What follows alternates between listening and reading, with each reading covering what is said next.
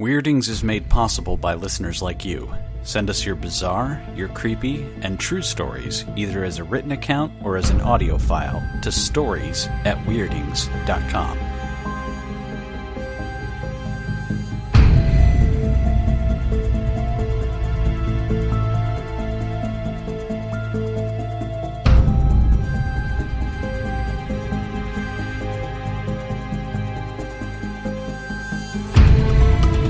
Said I saw 3 black shadows come around the corner of the building, and my heart started throbbing.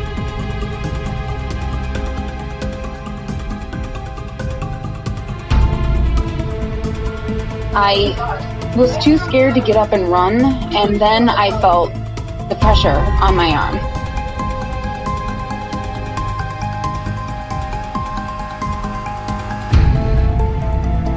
And I could feel its breathing. It was that close. I could feel the heat of its breath.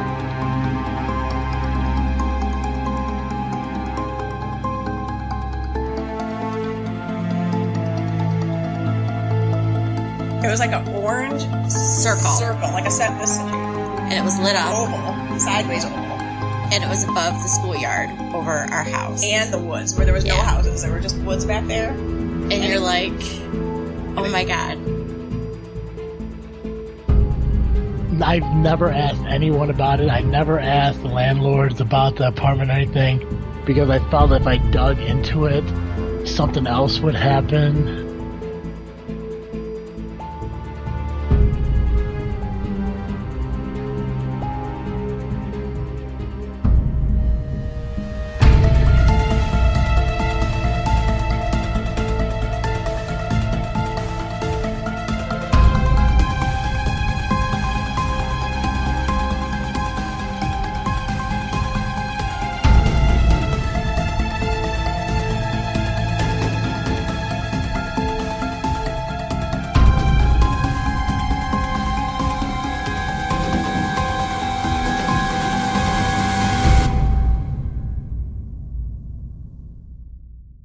Hello, everyone, and welcome to Weirdings. I'm Jonathan Barrup. And I'm Colin McMillan. Welcome to the first episode of 2018, Season 1, Episode 7. Woohoo! That's right. We've got some great stuff during the later half of this season, and today is no exception. Yeah, we've got something a little different for you today, something a little special. We have a special guest on the show, Shana Wankel of Haunted Road Media. I had the pleasure of interviewing her, and we're going to get to that in the second half of the show, which is going to be the longer half, because the first half is pretty short. That's right. So for our first half of the show, we have our weird news of the week, and Colin, I believe you have a follow-up from an earlier news of the week that we did. Yes, that's right. Short time ago, we told you about a little organization called SETI, the Search for Extraterrestrial Intelligence, and a little offshoot of them called METI, which is Messaging Extraterrestrial Intelligence, and that they had hoped to fire off a message into space to communicate with our extraterrestrial brethren, and they were hoping to do this at some time in the next year. Well, fans and friends, listeners at home, it has already been done. METI has launched a message into space. Their target is the star GJ273, also known as Luyten's star, a red dwarf in the northern constellation of Canis Minor, just a small, quick 12 light-year jaunt away. It was actually discovered back in March that that star has 2 planets, and one of them, known as GJ273b, orbits within the habitable zone and could potentially harbor liquid water. Perhaps even life. So they decided to telephone over there, and they sent off a little message. And we referenced before in our first SETI and METI story that a message had been sent off into space, which included some sort of goofy stuff, like a little bit of our music and like a little cartoon of what a human being looks like, and other basic information about life on Earth and its inhabitants. The new message, which was beamed from an antenna in Norway over roughly 8 hours over a 3-day period in October, in fact, is simpler. It's more readily understood. It has to do with counting, arithmetic, geometry, and trigonometry, and includes a description of the radio waves carrying the message, as well as a tutorial on clocks and timekeeping. So, yeah, just like we said before, they did go for a more academic, arithmetic approach, because they figure that math is the most likely universal language that would exist on another planet. So they've done this, and they sent it off, and the rest of SETI is really mad about this. We mentioned before that some people, like Stephen Hawking, even had said that to communicate with extraterrestrials may be inviting our own doom, because anybody who's looking for habitable planets out there would be more likely looking for a place to invade than just to make friends across space. So hopefully it won't happen too badly. The good news is it takes 12 years for light to travel out to GJ273. So if somebody picks up the message and decides they want to move into our backyard, it's going to be a while. Yeah. And hopefully we'll be prepared with all the alien technology that our government has been collecting off the ocean floor. You know, you told me about that a few weeks ago, and I have not actually. I've just been completely lazy about researching that. So what's going on with that? Is it? Well, it's really weird to begin with. So I don't know if anybody really recalls this, but at the end of 2017, just when it seemed things couldn't get any weirder with our government, there was a bit of a flap that appeared where two New York Times journalists, both Pulitzer Prize winners, wrote this article where they sort of unearthed this black box Pentagon program, or I'm sorry, Department of Defense program. It was headed by former Speaker of the House, or at least he was involved, former Speaker of the House Harry Reid, as well as some other people. Came out that this program, which was funded up until 2009, I believe, was basically a black box program for the search and collection of materials related to I keep wanting to say extra dimensional, but that may or may not be the case. That's possible. It's possible, but basically extraterrestrial life, aliens. And this ended at the beginning of the Obama administration? This ended, at the beginning of the Obama administration, but this all came out at the end of 2017. Well, I mean, there's your smoking gun right there. There were a lot of interviews with various people involved in this project, and some very strange quotes and allusions to the fact that Roswell might have been a real thing, and that we might actually have materials from various different crashed spaceships that, from an elemental composition, don't really reflect anything that naturally occurs on this planet. So what I'm getting out of this is that Barack Obama was an alien. Possibly. Yes. Yeah. That's the way to look at this, is that Barack Obama was he was an alien. And that's why he was so reticent to provide his birth certificate, because exactly. it said Mars on it. Exactly. It's all adding up. Yes.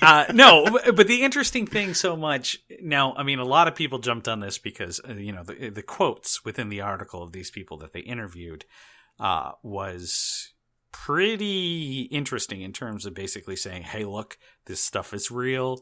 Not only is it real, but we have materials, like physical materials from these crashed spaceships that we're still trying to figure out how they work. That was where most people glommed onto it. That's crazy.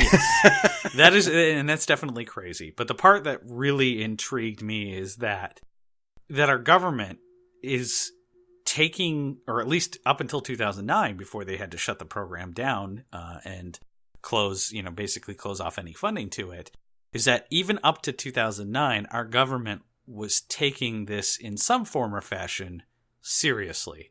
Huh. And depending on how you feel about that, how you feel about the government, and how you feel about these secret alien programs, to find out that there are, in fact, secret alien programs, and I know. that cannot be disputed.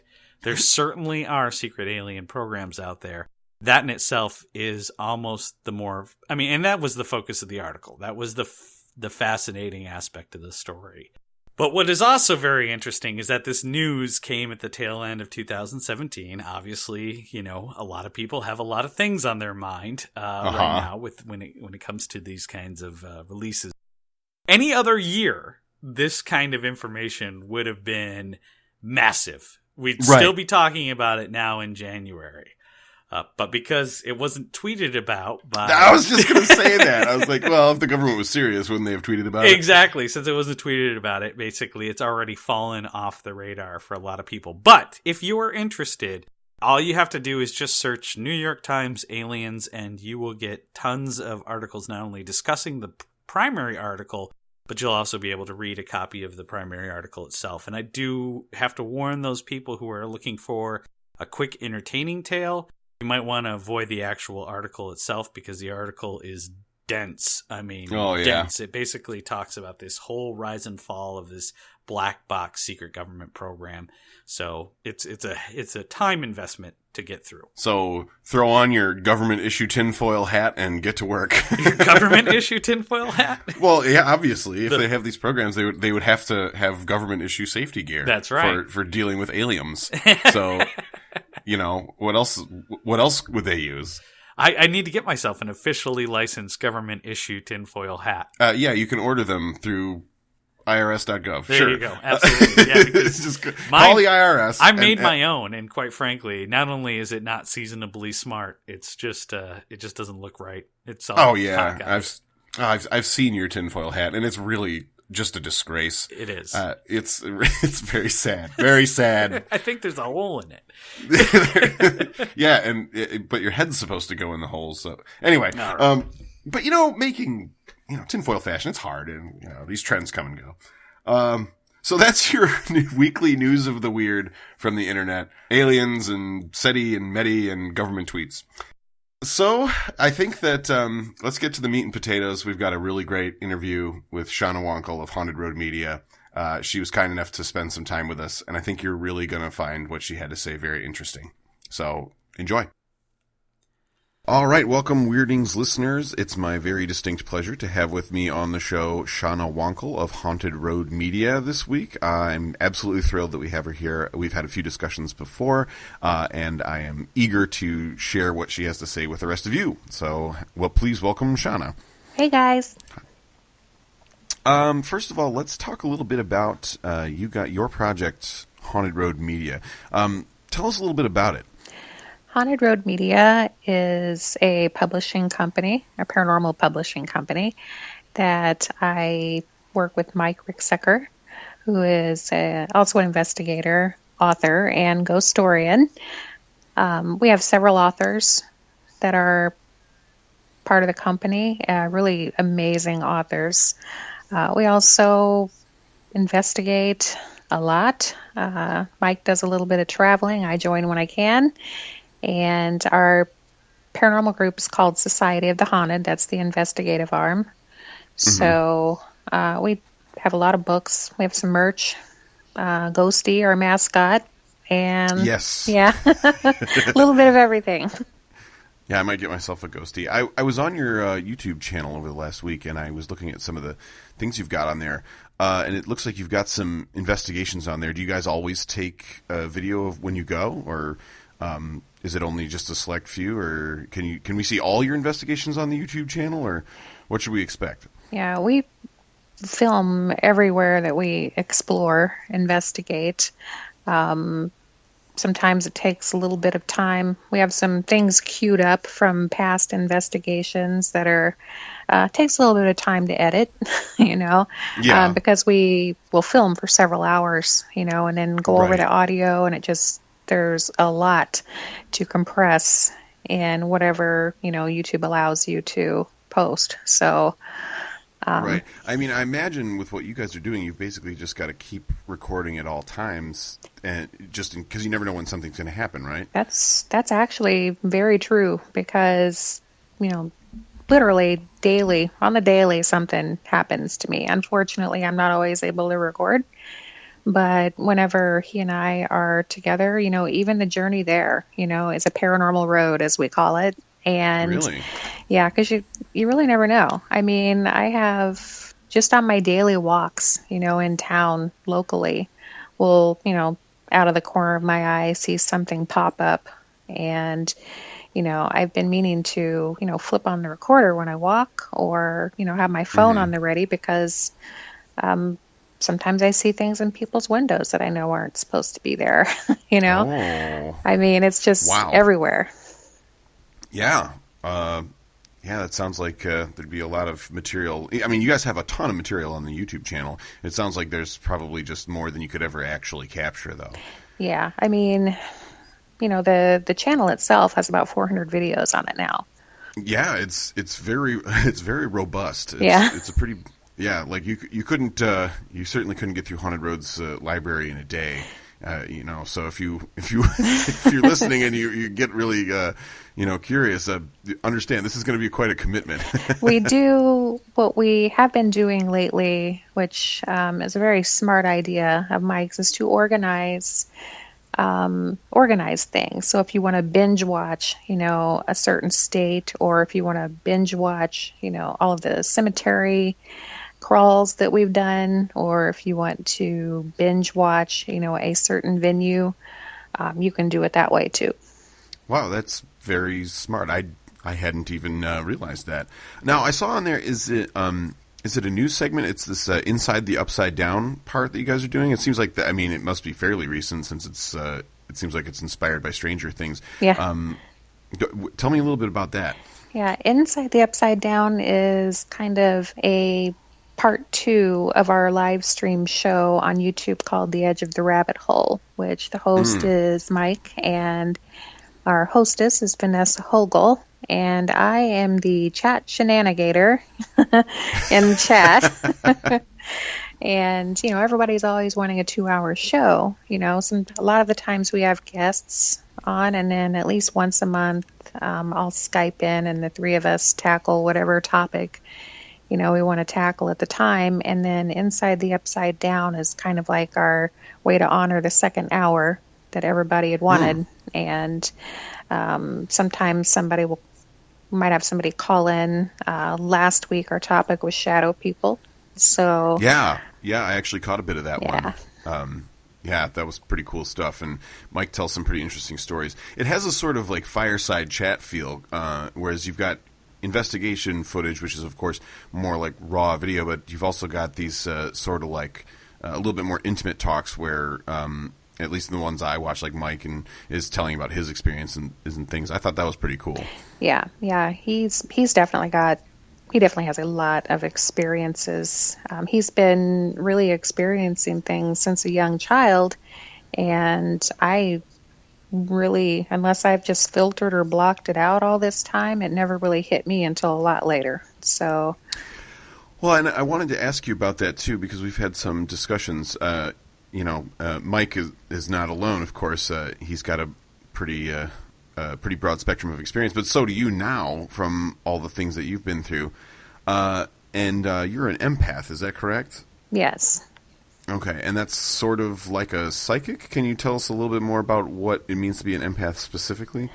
An empath, really, at least to research that I've done and what I've experienced, is someone who is able to pick up on and absorb the emotions of, could be people among the living, or it could also be, in my case, I pick up more on people that have already passed.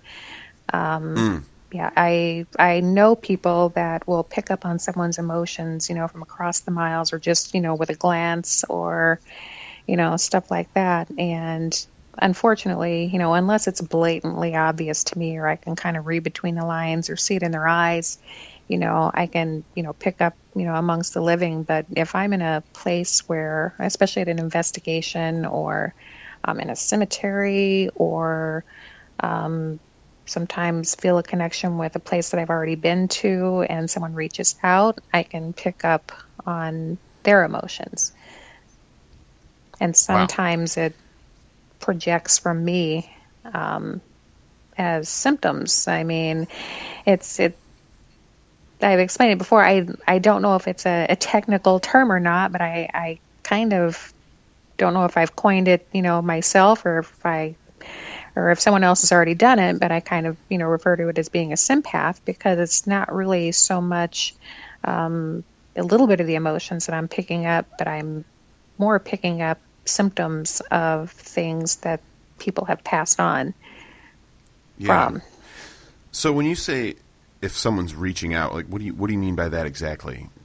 Can you go a little bit more into detail about that? Yeah, it seems like lately, hasn't been going on for a long time, but lately it seems like places that I've been where I've really connected to a spirit there, it's kind of like there's kind of a bond, where if I find my thoughts wandering, or sometimes it feels like a knock, on my mind from that place, for lack of a better way to explain it.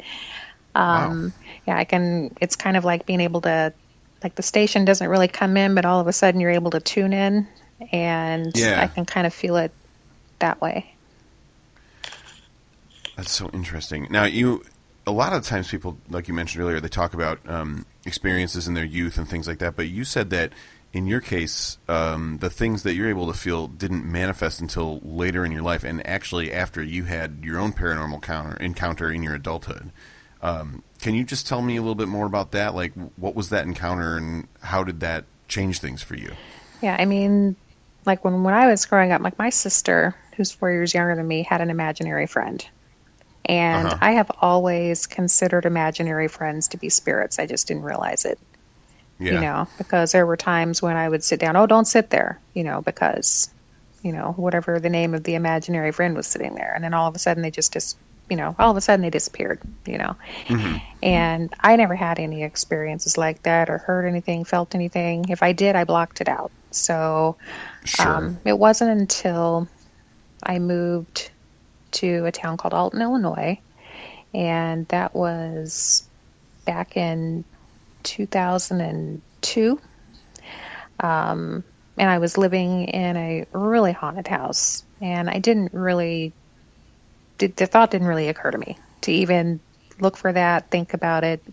Just all of a sudden I started hearing and feeling things that I knew, that I couldn't see, and then I finally saw a little girl in the house. And I always wonder, because when I first saw her, it was in the middle of the night.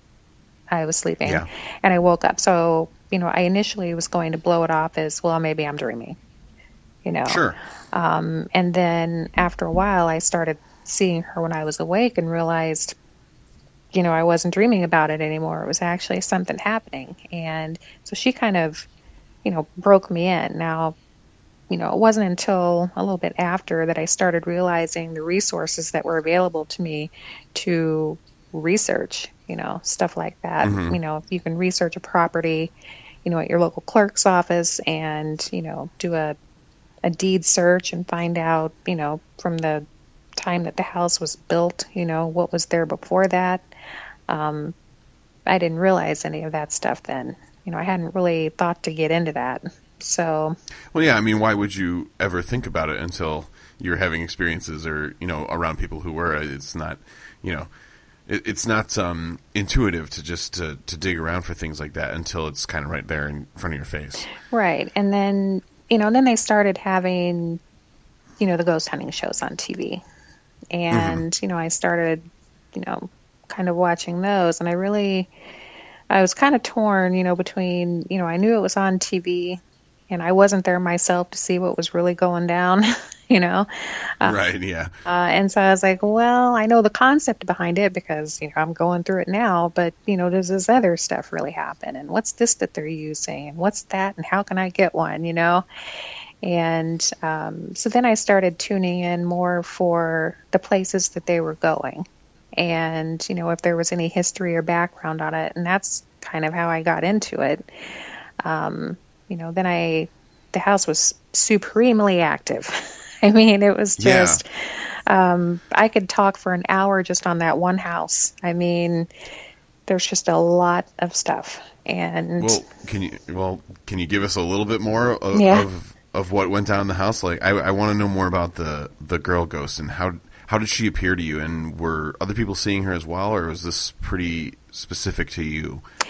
I was living there with my boyfriend at the time and his daughter, who was there every other weekend or so. My own children lived there,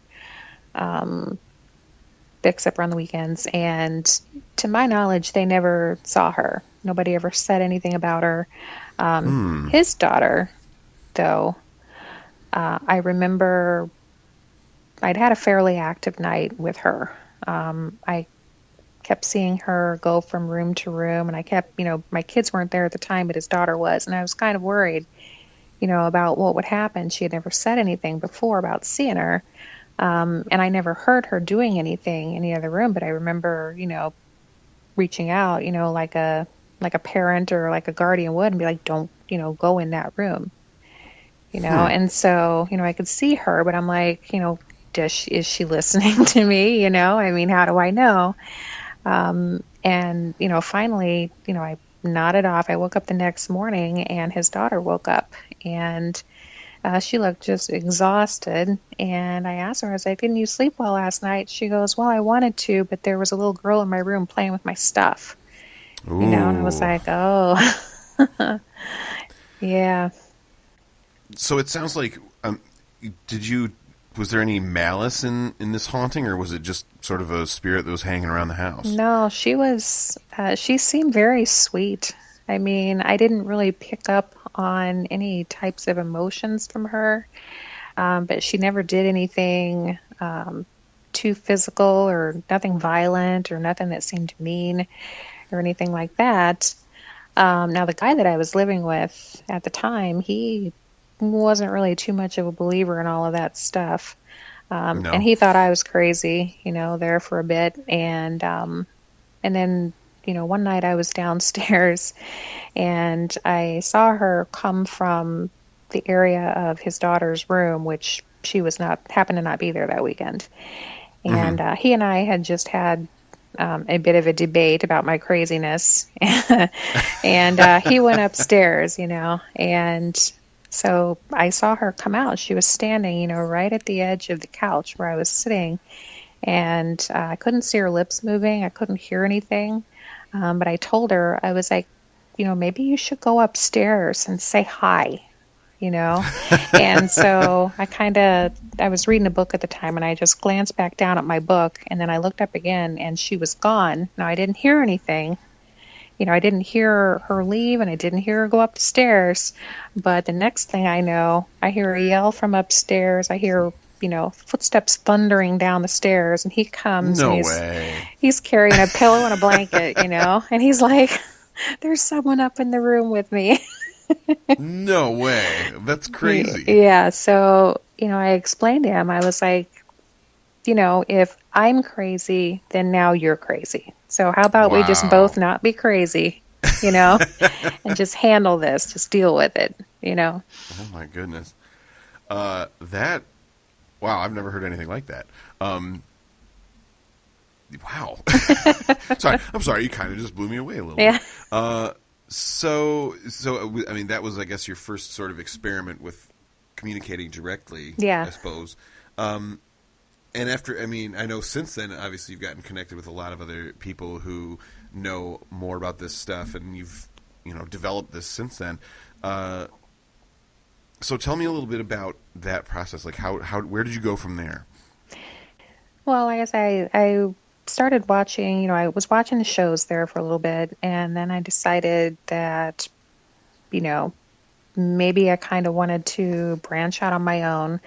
I moved back to my hometown, and I started working for a local cafe / thrift shop, and that's where I met the ladies that would be my first team.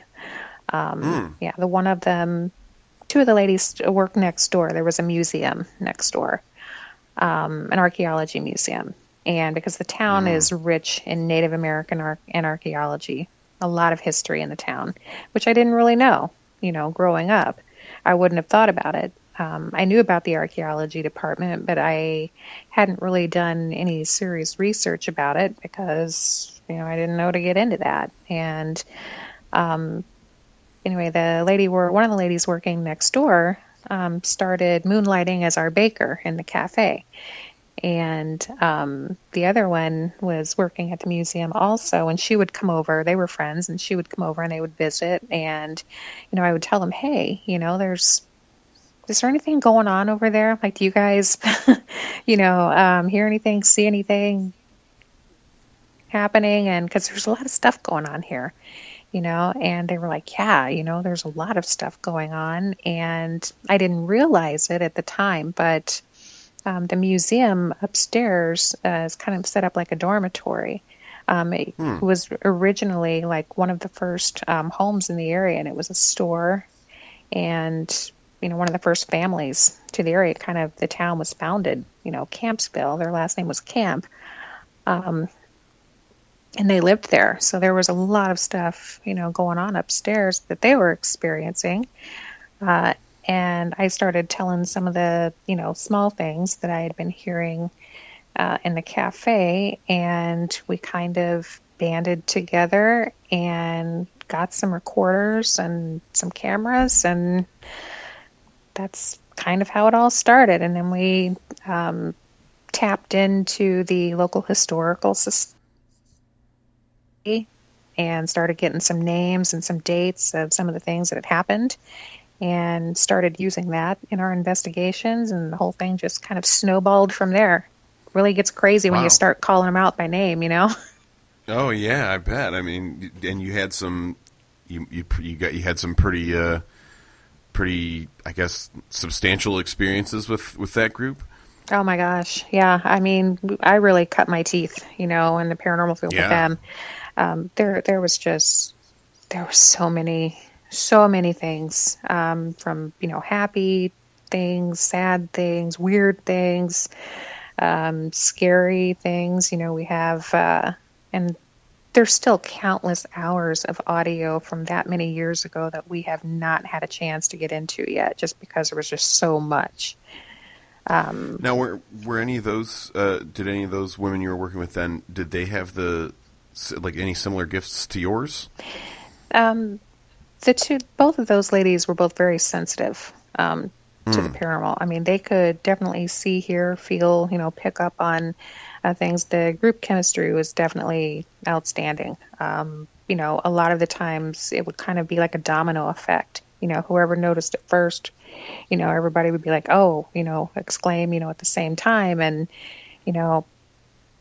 one of the ladies, her name is Rita. She's a very dear friend of mine. And, her and I, a lot of the times, would get the same symptoms together. Like all of a sudden we get a headache or not feel too good, or whatever was going on was affecting us. We would usually pop up with the same symptom, so to speak. Oh, that's so interesting. Yeah. So. Wow. So fast forward a couple of years, now you've got a lot of experience under your belt at this point. And I know that you guys use some special techniques when you're going out investigating and everything. And I was really curious about this because you've mentioned this in conversations that you and I have had before. You've mentioned grounding and shielding. And I know you've explained it to me before, but I wondered if you'd be willing to go through exactly like what those words mean and what kind of techniques you're using when you're trying to go out and safely interact with, I guess, extra dimensional beings, spiritual beings, whatever thing is there. Like, tell me about some of these techniques that you guys use to, I guess, keep yourself safe.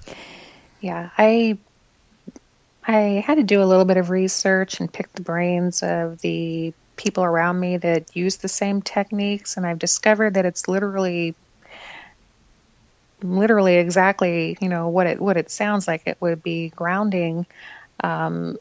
Is basically, charging yourself, getting a good solid base, of energy to protect yourself. Because, you have to be strong, first before you can, put yourself into these environments. Otherwise it just leaves you open, to everything, and not all of it's good. So, right. I mean, I literally, if I'm able to, just go down to bare feet and just walk around and just focus on soaking up earth energy, because it's there, it's free, Yeah. It would literally work for anybody, and people can use it for various reasons. Whatever you think you need a little bit of, extra help for, it's there. Little extra energy never hurt anybody, I always say. So, Well, sure. yeah, whatever help you can get, take it. So, I use that, and I basically visualize and focus myself to make it feel like I'm growing roots, and growing into the ground, from my feet. And it kind of acts like a conduit for that energy, and then I just imagine it kind of just coming up and just filling me up, and it really helps a lot. The shielding is more of a work in progress, but Yeah. The grounding thing, I think I've got that nailed. Cool. So you've noticed a big difference between before and after you started using grounding before your investigation? Yeah, I mean, it's a combination for me of grounding and using certain stones, crystals. Some people use amulets, whatever kind of talisman you want to use. And you also have to, have 100% faith in it that it's going to work for you. Yeah. Because if you don't, then it's just an object, Right. And So, I guess if, I use if you're that. dealing... I use that. Oh, yeah. Sorry. I suppose if you're dealing with, picking up the emotions of things from outside our existence, I suppose they could probably pick up on our feelings as well. So I think confidence would probably be pretty important. Yeah, I think it is. I mean, a lot of people, one of the questions that people ask, or they have something going on in their home, and, they want to know, if they tell them to stop, it depends on what kind of haunt it is, but if they, tell them to stop, will they stop? I feel like if, I realized that it was whoever their spirits are that are in the place, if they were there before, it was their place before it was yours. I think we should all be able to coexist, as long as boundaries are set and there's respect. Like the place that I was living in Alton, I just set some boundaries. I said, there's, I have children. I understand you might want to play with those children, but you cannot let them see you. And in return, if you listen to these rules, then, you can stay here. I mean, I didn't know if she belonged to the house or if she was just passing through, but, Right. I think that happens too. I think it's kind of half and half. I think sometimes spirits are attached to a place. I think sometimes they're attached to people. Sometimes I think they just wander. So, but yeah, I have to believe that, the stronger a person is when they're dealing with this stuff, the more successful they'll be at staying in control of the situation. So you also mentioned crystals and tools, things like that. How would you know one if you saw one? Like if I was looking to get a crystal to do some shielding or something like this, like how would I do that? You can get stuff like that online, but my favorite place to go is really any New Age shop. My personal favorite is It's Raining Zen in Alton, Illinois. I was really hoping that you would mention that. Yeah. Because you talked about it before, and I couldn't remember the name of the place. It's Raining Zen. Yeah, it's very clever too, because a lot of people, you'll notice if you get the opportunity to visit, everybody just seems chock full of Zen in that place. I mean, whatever problems they have going on, they left it at the door, because it's so nice and it's a good vibe. It's very peaceful, and there everybody's very knowledgeable about everything in the store, and that's kind of where I get all of my stuff, really. Everything is, saged, which you can use, white sage to kind of dispel any negative energy attached to anything. People come in and are handling the stones, and you never know what kind of emotions they have going on at the time, and then if they don't buy it, they put it back. So whatever energy they have is now on that stone. So anytime you buy something of your own, everybody that works there, whoever's working there at the time will, run a little bit of sage, over it. And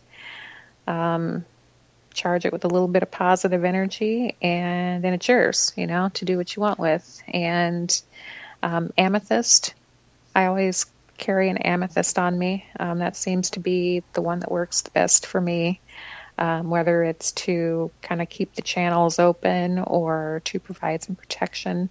There are a lot of different stones out there that do some of the same things, but then they each have something different, from the others.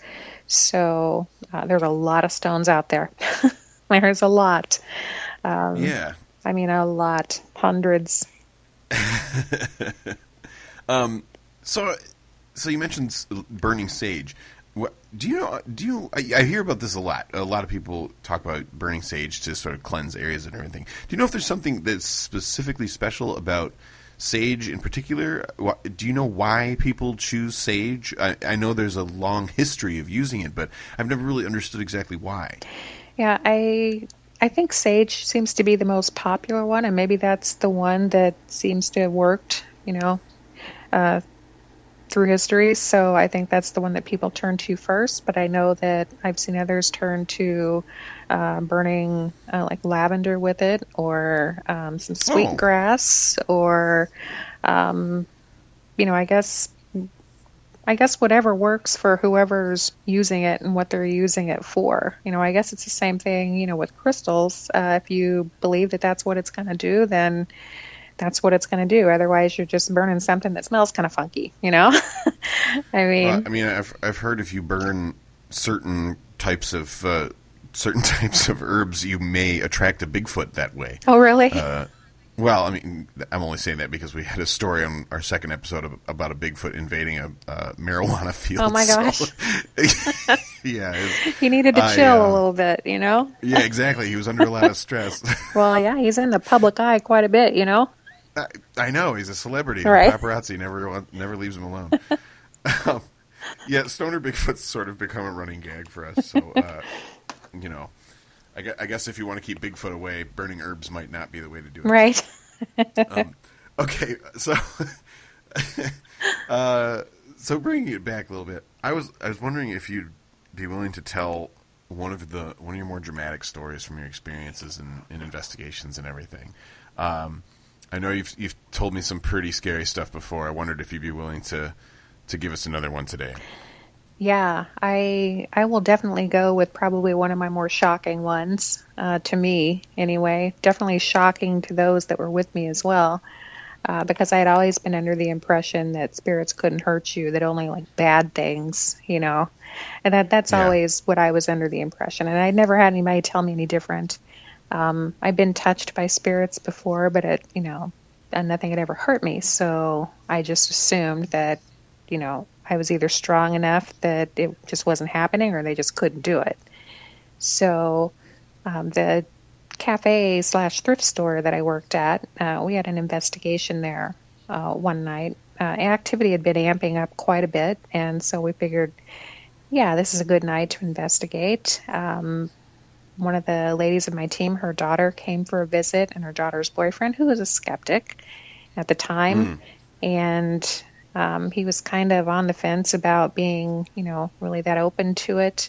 But when he came into the building, I don't really think, anything was happening for him. We were just hearing some random things, and then we started hearing some movement upstairs, and there was an apartment upstairs.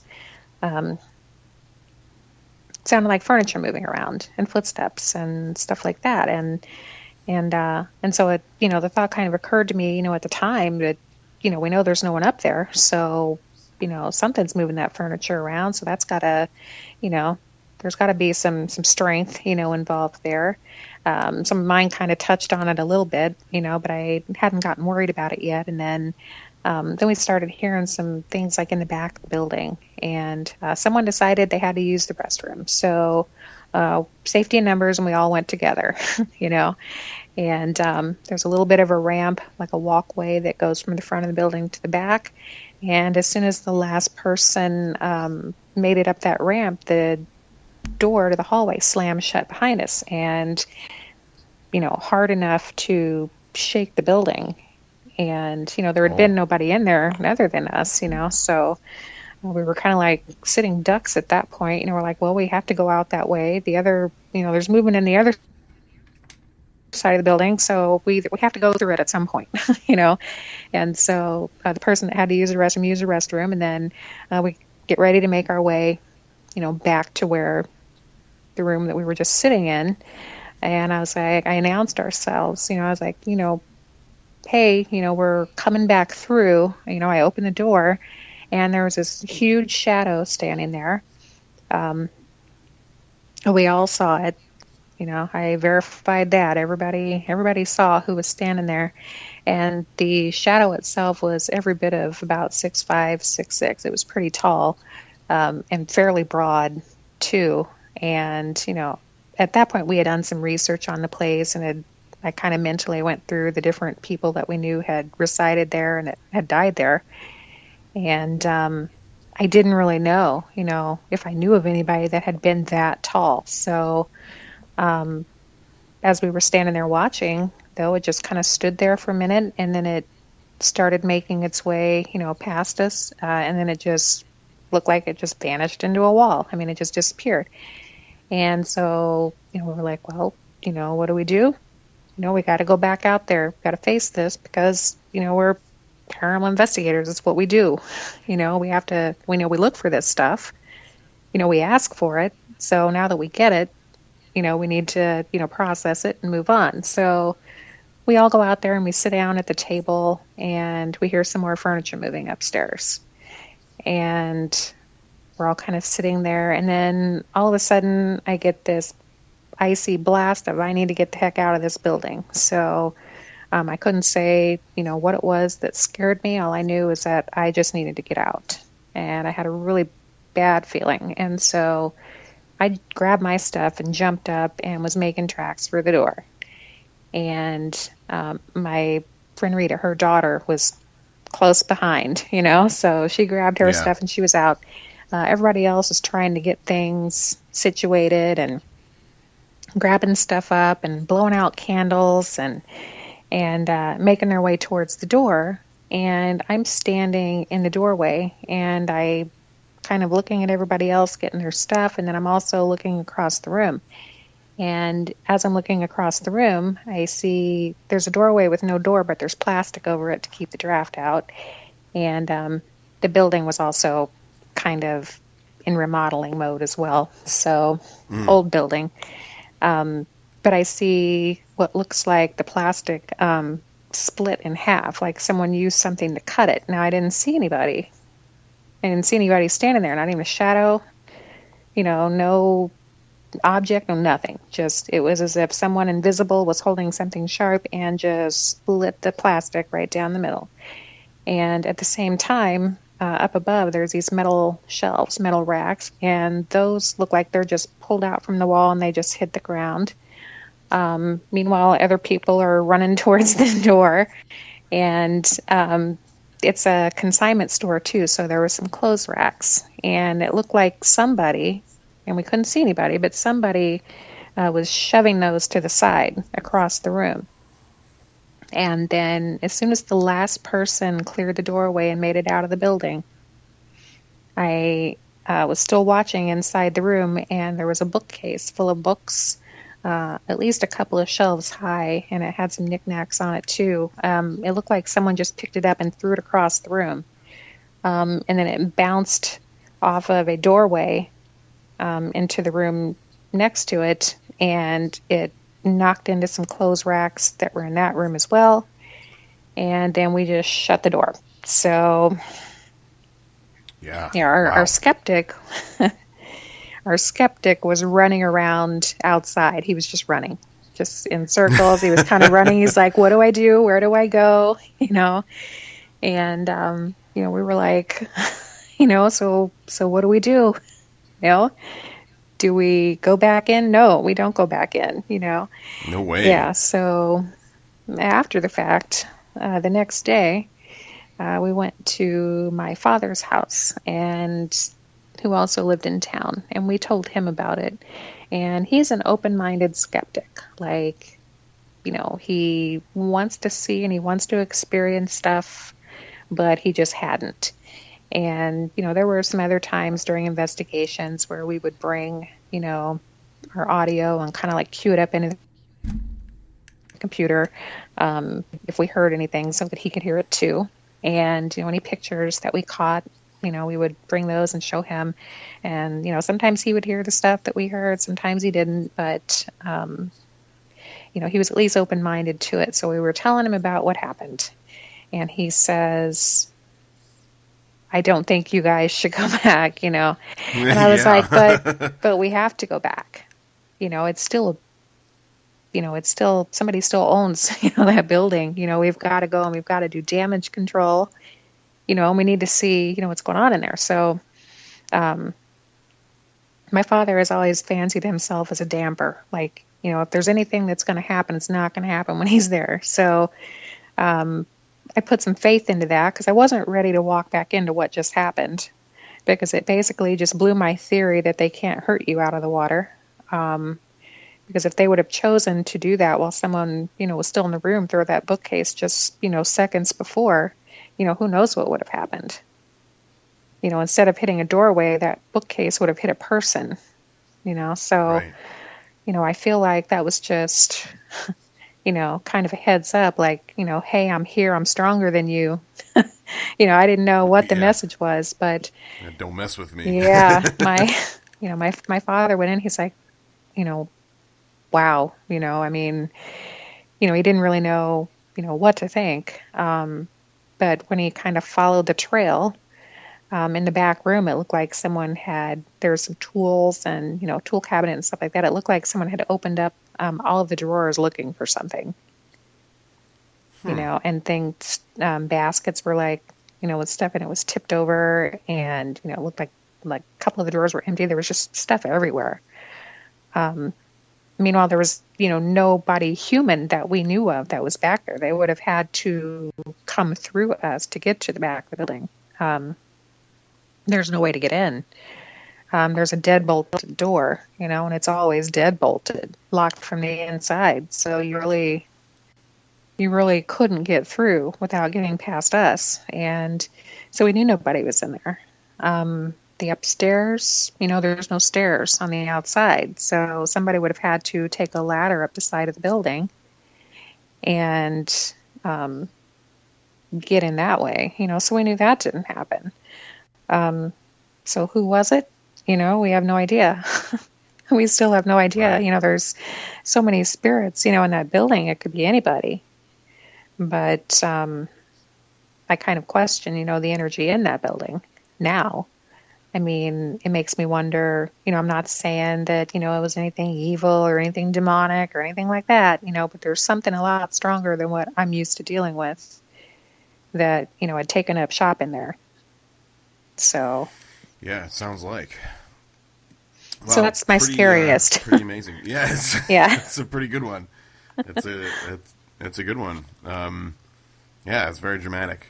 So do you, does Haunted Road Media have another investigation coming up on the horizon? Pretty much every time Mike comes to town, he lives in Ohio, I live in Illinois right now. We almost always try to do some cemetery crawls, we call them. We like to go to, different cemeteries in the area. I like to look up some new ones and visit, and just get a feel, for, look at the dates, the old stones, if there's a lot of deaths all at one time, what happened. There's a lot of history in cemeteries, and, a lot of people, think that cemeteries, shouldn't really be active, but they are, so we do a lot of that. We do visit Mineral Springs a lot, and it's raining Zen.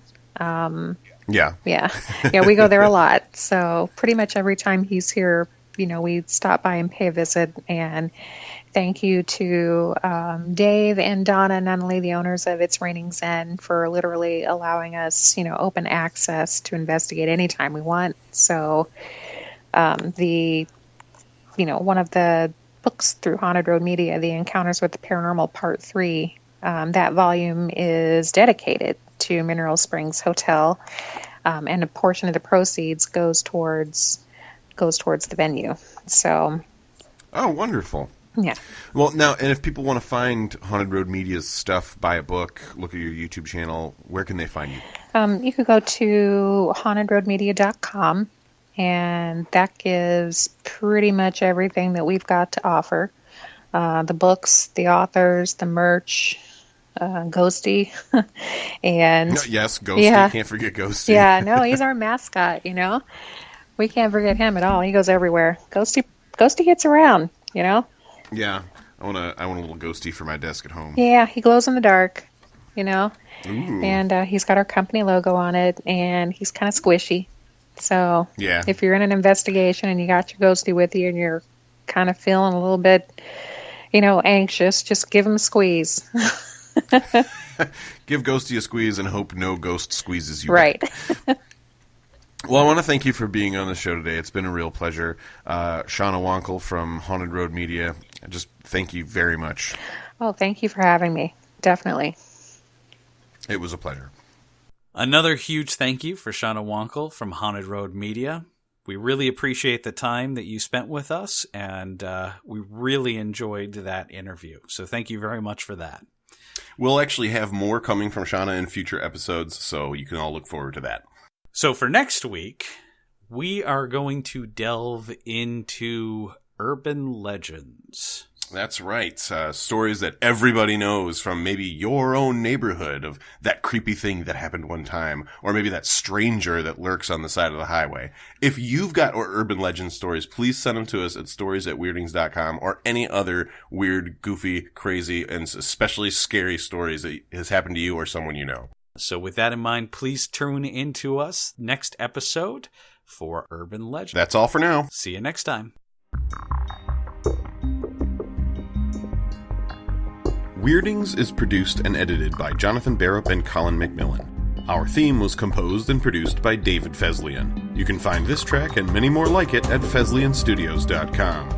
Additional music was provided by Kevin MacLeod at Incompetech.com, Purple Planet Music at www.purple-planet.com, and the Blake Robinson Synthetic Orchestra at syntheticorchestra.com. Weirdings relies heavily on listener contributions. If you would like to provide content for the show, send your written accounts or audio files of you sharing your experience at stories@weirdings.com. You can also contact us through our Facebook page or through the comments on our webpage at weirdings.com. Weirdings can be found on iTunes, Google Play, Stitcher, iHeartRadio, YouTube, Facebook, and anywhere podcasts can be found. Tell your friends about us, and thanks for listening.